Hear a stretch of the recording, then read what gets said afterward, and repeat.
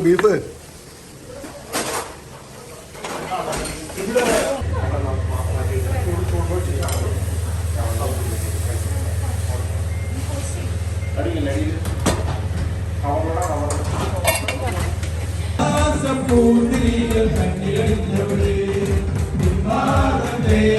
ഷാനവാസിക്ക ഇതെന്താ സംഭവം? ഇത് നമ്മുടെ ജീരകക്കഞ്ഞി എന്ന് പറയും. ചെറുതായിട്ട് എന്തൊക്കെയാ ചേർത്തുള്ളത്? മഞ്ഞൾപ്പൊടി, ഉപ്പ്. ഇതെന്താ അരിക്ക് എന്തെങ്കിലും പ്രത്യേകത ഉണ്ടോ? ഉണങ്ങല്ലേ പായസത്തിന്റെ അരിയില്ല. ഇതില് ജീരകം, ഉള്ളി, മല്ലി ഇതെല്ലാം തേങ്ങ അരച്ച് ചേർക്കൂല. ഉള്ളി ഇട്ടിട്ട് വറുത്തിടാം.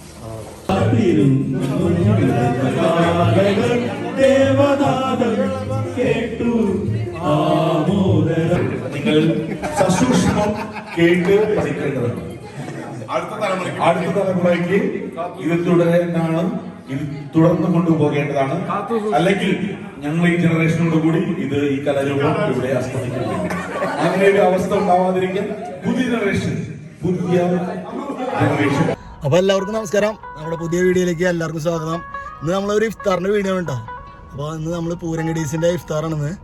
അപ്പോൾ പൂരംകടീസിനെ പറ്റിയിട്ട് നമുക്ക് ജോയലണ്ണോട് ചോദിക്കാം. അതുപോലെ തന്നെ ഇന്നത്തെ ഇഫ്താറിനെ പറ്റിയിട്ടും ജോയലണ്ണോട് ചോദിക്കാം. പൂരംകടീസ് എന്ന് പറഞ്ഞാൽ തൃശ്ശൂർ ജില്ലയിൽ നിന്ന് കുവൈറ്റിൽ എത്തി ഇവിടെ ജോലി ചെയ്യുന്ന ഒരു കൂട്ടം സമാന മനസ്കരായിട്ടുള്ള ഒരു കൂട്ടം ആളുകളുടെ ഒരു കൂട്ടായ്മ. അതില് രാഷ്ട്രീയ ജാതി ചിന്തകൾക്ക് അതീതമായി ആഘോഷങ്ങൾക്ക് വേണ്ടി മാത്രം ഒത്തുകൂടുന്നു. ഒരേ വൈബുള്ള അതന്നെ കുറച്ച് പേര്, അത്രേ ഉള്ളൂ. അതില് പ്രധാനമായിട്ട് ആഘോഷങ്ങൾ മാത്രമേ ഉള്ളൂ. പിന്നെ ബാക്കി നമ്മൾ പരസ്പര സഹായങ്ങളും കാര്യങ്ങളും പല രീതിയിലുള്ള ചില കാര്യങ്ങളൊക്കെ ചെയ്യുന്നുണ്ട്. പക്ഷെ അതൊന്നും ഹൈലൈറ്റ് ചെയ്യപ്പെടേണ്ട കാര്യങ്ങളില്ല. നമ്മളിത് പ്രധാനമായിട്ട് ആഘോഷങ്ങൾ ഇന്നത്തെ കാലത്ത് നമ്മളിപ്പോൾ ഈ കുവൈറ്റിലല്ല വന്നിരിക്കണേ, നാട്ടിലുള്ള ആളുകൾക്ക് വിട്ടുവിടെ വന്നിരുമ്പോൾ നമുക്കൊരു ഫാമിലി അന്തരീക്ഷം സൃഷ്ടിക്കാൻ വേണ്ടി എല്ലാവരും കൂടി ഒരുമിച്ച് കൂടുന്നു, ആഘോഷിക്കുന്നു. അല്ല അതിനിപ്പോ ഇന്ന വിഷയം വേണമെന്നൊന്നുമില്ലല്ലേ. ബർത്ത്ഡേ ആഘോഷിക്കാറില്ല. അതെ, ഇവിടെ അങ്ങനെ ഒരു കൂട്ടായ്മകളാണ് നമ്മളൊക്കെ സംബന്ധിച്ച്.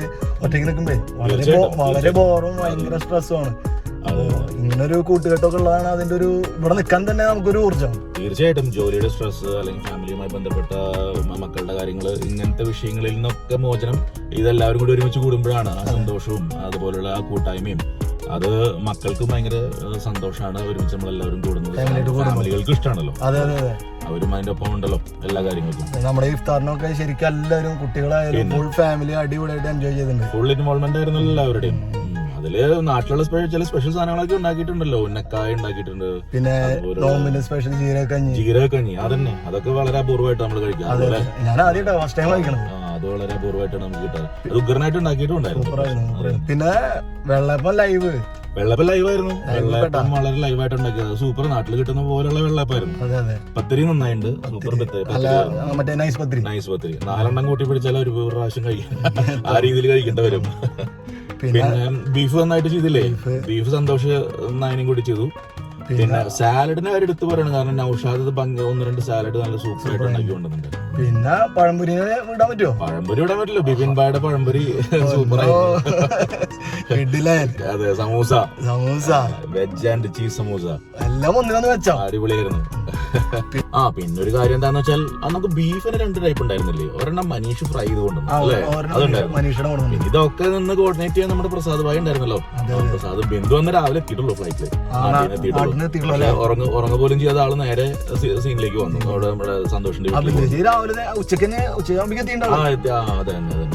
അപ്പൊ ഉറങ്ങാൻ പോലും പറ്റിയിട്ടില്ല. അപ്പൊ അതൊക്കെ നേരിട്ട് വന്നു, അവിടെ വന്നു. പിന്നെ ഇതിലെ എടുത്തു പറയേണ്ട ഒരു കാര്യം എന്ന് വെച്ച് കഴിഞ്ഞാൽ നമ്മള് രാവിലെ മുതൽ അതിന്റെ പരിപാടി തുടങ്ങി. ഏതാണ്ട് ഒരു കല്യാണത്തലേന്ന് പറഞ്ഞ അങ്ങനത്തെ ഒരു സെറ്റപ്പ്.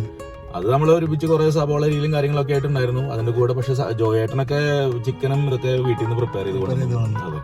അതുപോലെ പത്തിരി അതെ കൊണ്ടുവന്ന് പ്രിപ്പയർ ചെയ്ത് കൊണ്ടുവന്നു. പക്ഷെ എല്ലാരും കൂടി ഒരുമിച്ച് ഉച്ചയോടെ എത്തി. പിന്നെയുള്ള പ്രിപ്പറേഷൻസ് എല്ലാം ഒരുമിച്ചായി. ബാക്കിയുള്ളതെല്ലാം നമ്മൾ വളരെ സന്തോഷത്തോടെ പാട്ടുപാടിയും ആഘോഷിച്ചും ഒക്കെ നമ്മളത് ചെയ്തു. പ്രധാനമായിട്ടും ആഘോഷങ്ങളും പാട്ടും കാര്യങ്ങളൊക്കെ വീടിന് ശേഷമായിരുന്നു. ഒരു എന്താ ഗസൽ സന്ധ്യ. അതെ, ഗസൽ സന്ധ്യ അങ്ങനെ പറയാം. അതില് ഗംഭീര പാട്ടുകാരുണ്ടല്ലോ നമ്മുടെ കൂട്ടത്തില്. ഇവരാണ് മെയിൻ ലീഡിങ് പാട്ടുകാരൻ. പിന്നെ മണിക്കൂട്ടൻ ഉണ്ടായിരുന്നു, നൗഷാദ്, ബിജു കൊറത്ത്, ഇവരൊക്കെ നല്ല പാട്ടുകാരാണല്ലോ. എന്തായാലും എല്ലാം കഴിഞ്ഞ് വരുമ്പോ സമയം 12 മണിയായില്ല. 12 മണി കഴിഞ്ഞ് വീട്ടിലെത്തിയപ്പോ നമ്മൾ 1 മണിക്ക് കഴിഞ്ഞില്ലേ എല്ലാവരും കൂടി പിരിഞ്ഞപ്പോ. എന്തായാലും എല്ലാം നല്ല ഭംഗി ആഘോഷമായി. അപ്പോ ഞങ്ങളുടെ ഈ ഇഫ്താറിന്റെ ഈ ആഘോഷത്തിന്റെ ഒക്കെ വീഡിയോ നിങ്ങൾ കണ്ട് വിലയിരുത്തു. അഭിപ്രായങ്ങൾ പറയൂ. അതെ അതന്നെ പിന്നെ തീർച്ചയായിട്ടും എല്ലാവരും കാണണ്ടേ. പിന്നെ വേറൊരു കാര്യം, നമ്മൾ ഈ പൂരം ഗഡീസിനെ പറ്റിയിട്ട് നമ്മള് പൂരത്തിന് പോകുന്നതിനെ പറ്റിയിട്ടൊന്നും പറഞ്ഞില്ല. പൂരം ഗഡീസിന്റെ കൂട്ടായ്മ നേരത്തെ പറഞ്ഞ പോലെ ആഘോഷങ്ങൾക്ക് വേണ്ടിയുള്ള കൂട്ടായ്മയാണ്. അത് കുവൈറ്റിലുള്ള ആഘോഷങ്ങളാവട്ടെ നാട്ടിലുള്ള ആഘോഷങ്ങളാവട്ടെ രണ്ടും നമ്മൾ ഒരുപോലെ ആഘോഷിക്കും. നാട്ടിൽ പ്രധാനമായിട്ടും നമ്മൾ പൂരത്തിനാണ് നാട്ടിൽ പോകാറ്, തൃശ്ശൂർ പൂരത്തിനാണ് പോകാറ്.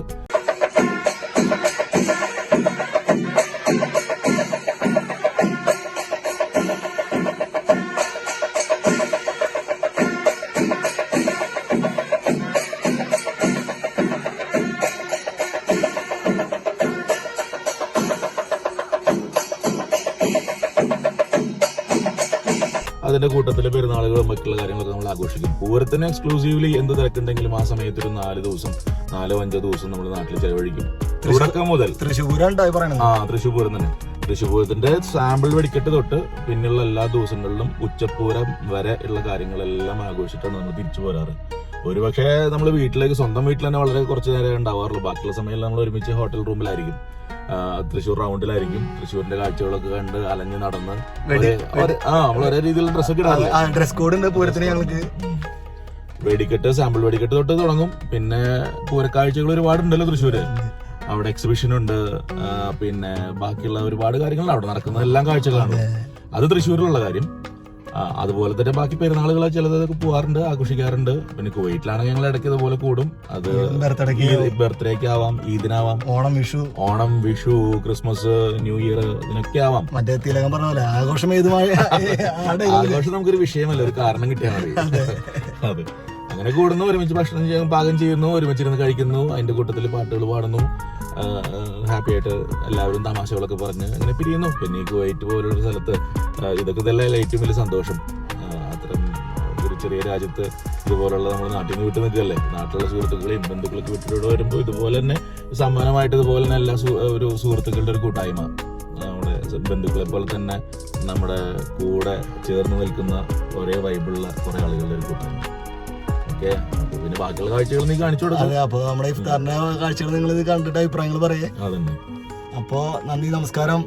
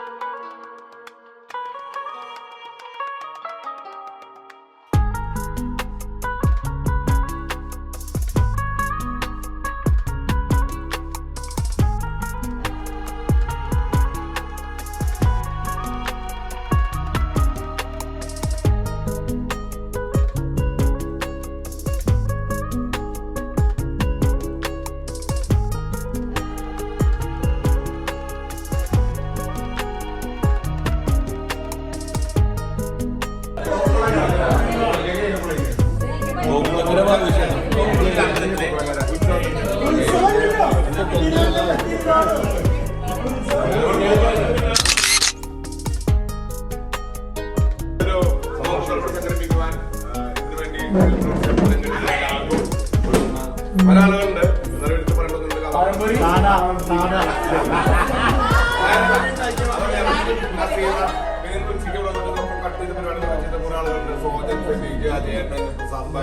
ഞാൻ അങ്ങനെ